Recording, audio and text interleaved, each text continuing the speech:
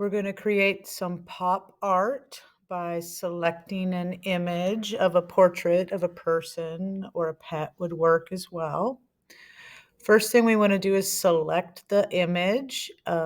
And so we can go to select subject if it has a nice offset contrast with the background. Photoshop will do this for you. I am going to copy this.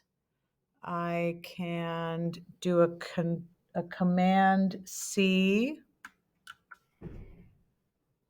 and then over here, add a new layer, and Command V.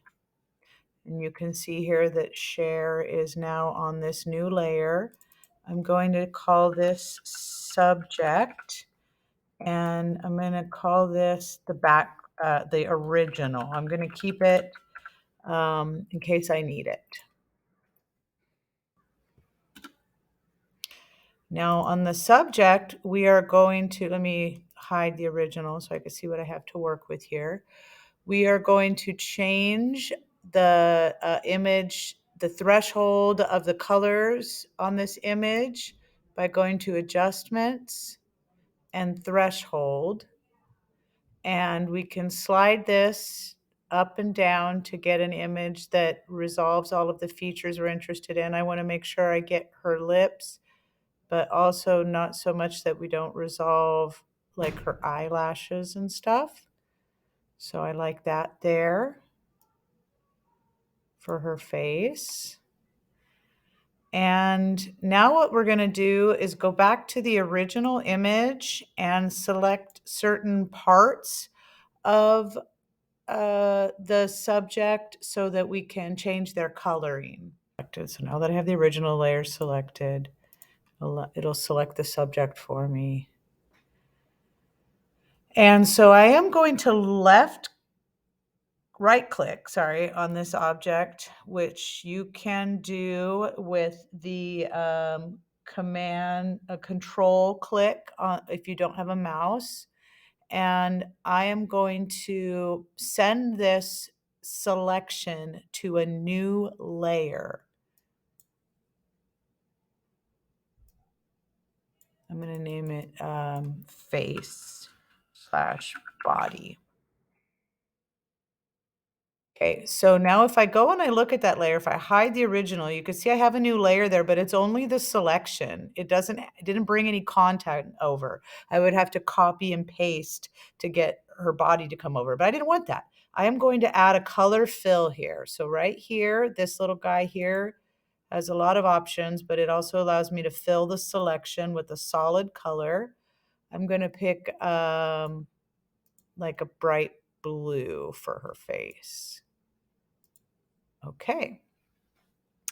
Now, if I have that layer above the black and white layer, I won't be able to see anything. But then when I go to that layer and select a blend mode, such as multiply, I will then bring in that the black hues and give me kind of that effect that I'm looking for.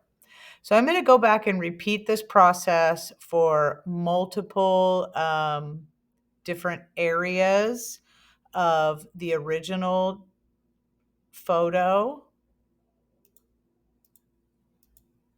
For example, I can select her lips only, and I will right click and send that to a new layer. I'll call it lips. Okay. And then I'm going to fill it with a solid color that is different. I think I'll do green. Okay. And then I can blend that. Awesome. So I'll continue to do that a few more times to fulfill the criteria of the project. When I go to, I have to blend that with the layer below it. I don't get any great effects there because the layer below it is entirely black. So what I'm going to do is go back to the original image and select just her hair.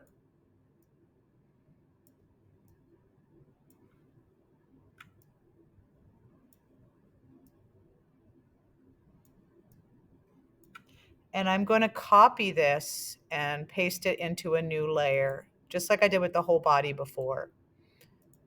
So Command C. Oh, I have to select the original to do this. Command C, and then go to the new layer, Command V, and as you can see, her hair is there now. So now I'm going to go back to that image, adjustment, threshold, and I'm just going to change the threshold on this to give me some variation there so that I can do something interesting with her hair. Okay. So now I have 2 layers of hair. When I go to blend this, I can get something that looks pretty cool. I'll grab these 2 and I will merge visible.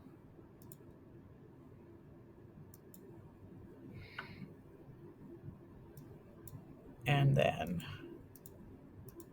when I show the other layers, I get that. But so anyways, I'd want to do a little bit better job of covering all those things, covering all those things up. I'm going to put a background layer in there so I can get another color.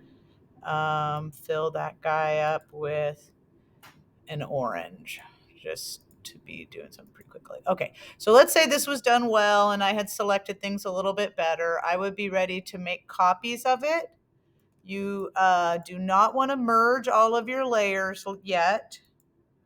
You're going to take all of those layers and copy the layers, duplicate the layers, and send them to a new document.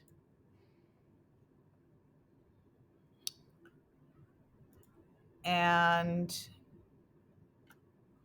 hold the shift key so you maintain the aspect ratio.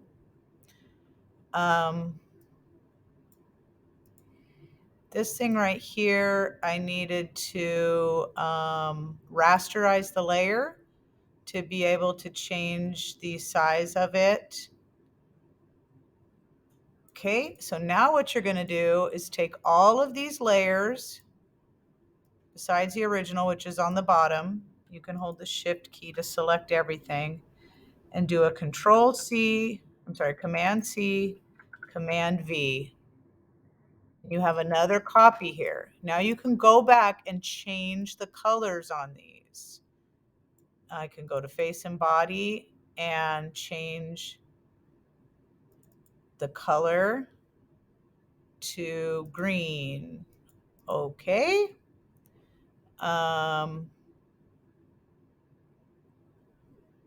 Oh, I did it on the original. Okay, whatever. Go to the lips and change the color to pink. Okay. Did I actually change it to pink? I don't know what happened there. It's black. I did something else there, but I'm not going to worry about that. Go to her hair, and I think in order to change the color there, I need to go to Image, Adjustments, Hue, Saturation, because I merged the layers there, so I can change the color there. I'm going to select all of this. For one of these images, you can copy and paste the whole image and then do that. Go to Image, Adjustments. I think you'll need to merge those layers, just those ones. Then you can go to Image, Adjustments, Hue, Saturation, and fiddle with that, and they'll all change. You could do that for one of these. For the other 2, go in and change each color separately and fiddle around with. You can also change the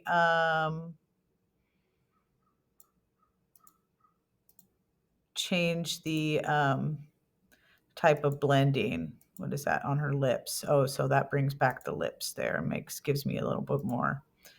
I'll try the face body. You can go in and change the type of blending to get different effects. In the end, you want 4 images that are the same but significantly altered in their coloring. Save it as a PNG or a JPEG and attach it to the classroom.